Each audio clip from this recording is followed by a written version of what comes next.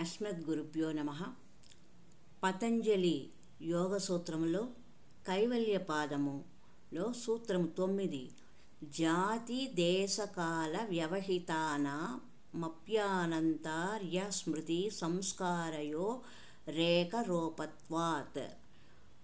జాతి దేశము కాలముతో వ్యతీతం కావడము, మారిపోవడం వల్ల కూడా చిత్తములో దాగి ఉన్న వాసనల తారతమ్యము, సంస్కారము మరియు స్మృతి ఏకరూపముగా ఉండడానికి కారణమవుతుంది అని పతంజలి యోగ సూత్రంలో చెప్పబడినది.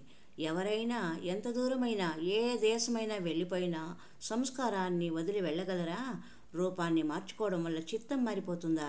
సంస్కారాల ప్రభావం జాతి, దేశము మరియు కాలం యొక్క పరిధులకు అతీతంగా ఉంటుంది. వర్షపు నీటి కాలువలు వర్షం పడిన తర్వాత ఎండిపోయినా వాటి అంతర్ప్రవాహం అలాగే ఉంటుంది. సంస్కారాలు విచ్ఛిన్నమైన మనసులో వాటి నిరంతరత అలాగే ఉంటుంది. శరీరము విలీనమైనా కూడా సూక్ష్మ శరీరంలో అవి అలాగే ఉంటాయి. తిరిగి స్థూల శరీరం ప్రకటితమైనప్పుడు ఉదారమవుతాయి.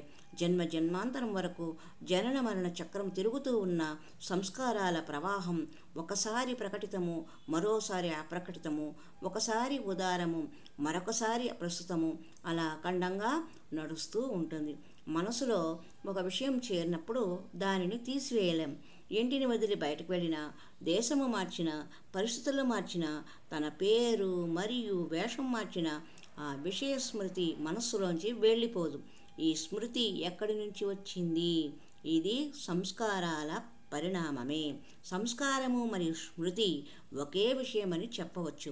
జీవుడు శుభాశుభ కర్మలు చేసిన అదే స్మృతి చిహ్నం అతనిలో సంచితమవుతుంది. దానిని సంస్కారము అంటారు. అదే సంస్కారము ఉత్పన్నము లేదా ఉదారమై అదే ఘటన లేదా పదార్థమును స్మరణకు తెస్తుంది. జీవుని జీవనంలో ఇలాంటి స్మృతులు ఉదయిస్తూనే ఉంటాయి. అవి అతని జీవితంలో అనుభవింపనివి. ఇవన్నీ పూర్వజన్మల సంచిత సంస్కారాల ఫలం.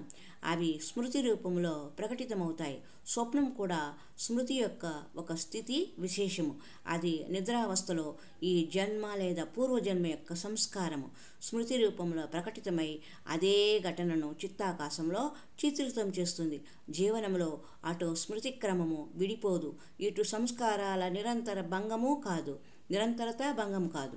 ఎప్పటి వరకు జీవుడు 3 గుణాల లోపల ఉంటాడో అప్పటి వరకు సంస్కారము సంచయం అవుతూ ఉంటుంది, సంచితము ఉదయిస్తూ ఉంటుంది. ఎప్పటి వరకు జీవుని మనసు నిర్మలం కాదో, జీవుడు గుణాతీత స్థితిని పొందడో అప్పటి వరకు ఈ క్రమము విడిపోదు. హరి ఓం తత్సత్.